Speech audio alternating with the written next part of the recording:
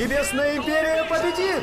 Тансан потихоньку пришел в себя и восстановился после сражения с Бибидун. Когда Сяву ухаживала за ним, это было очень мило. В случае Бибидун ей потребовалась целая неделя, чтобы очнуться. То есть императрица получила куда более серьезные травмы. Особенно пострадала ее ментальная сила от атаки света Асуры. Такое нападение не выдержал бы никто ниже божественного уровня. Нам немного показали прошлое Бибидун, рождение ее дочери Тяньринсюя. Стало понятно, почему у них такие натянутые отношения. Дочь с ангельским духом напоминала Бибидун о бывшем понтифике Тянь Сюньцзы, хотя Тяньринсюя-то ни в чем не виновата. О ней больше заботился дедушка Тянь Даолю. А Хулена, ученица Бибидун, стала для нее как дочь. Также именно Хулена выбрана в качестве преемника Бибидун. Как видим, от той Бибидун, что было раньше, не осталось и следа, а после наследования Ракшасы она стала еще более злобной. В это время Тансан, монстры Шрека и вся армия готовились к штурму перевала Зелин. Они придумали стратегию воздушного нападения. Таким образом противостояли легиону ангелов.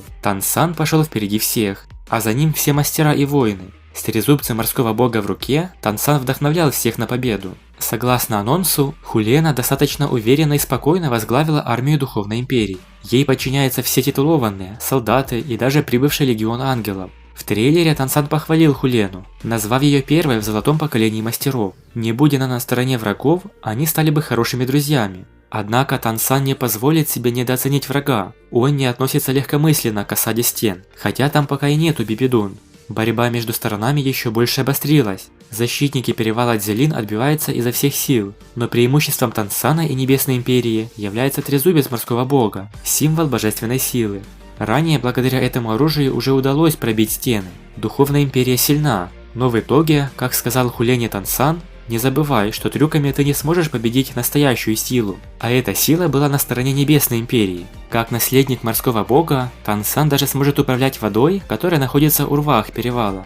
Сражение действительно было крайне ожесточенное. Погибли тысячи солдат. Воины Небесной Империи взбирались на стены, используя лестницы, но многие из них были отброшены назад. Наступление Тансана, монстров Шрека и титулованных Небесной Империи было не остановить. Если бы Хулена продолжала командовать войском, она определенно не смогла бы удержать оборону. Поэтому в самый критический момент прибудет Бибидун, чтобы спасти положение. Хотя она еще не до конца поправилась, она должна выйти и взять командование в свои руки. Начнется новая битва Тансана и Бибидун. Если честно, ее уже немного жаль. Она каждый раз, когда сталкивается с Тансаном, уходит проигравшей и зачастую раненая. То же самое ее ждет и на этот раз. В трейлере показали, как Бибидун и Тансан разговаривали о войне, о многочисленных жертвах и о том, стоит ли оно того. Немного раньше Бибидун убеждала Тансана сдаться, чтобы им не пришлось жертвовать другими людьми. Но Тансан опроверг все ее доводы на том основании, что у императрицы было слишком много эгоистичных стремлений, и она хотела властвовать над всем континентом.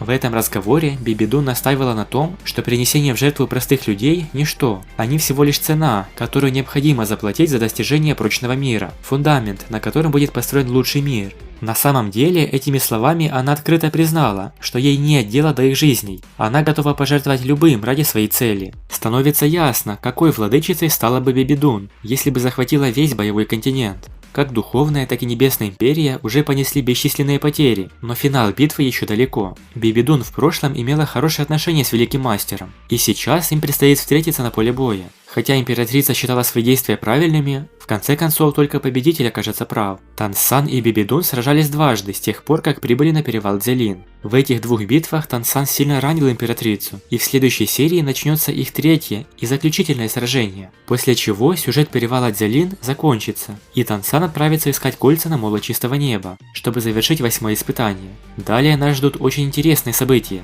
Большое спасибо за просмотр. Как вы думаете, чем закончится это решающее столкновение между Тансаном и Бибидун? Напишите в комментариях. Подписывайтесь на канал и всем пока.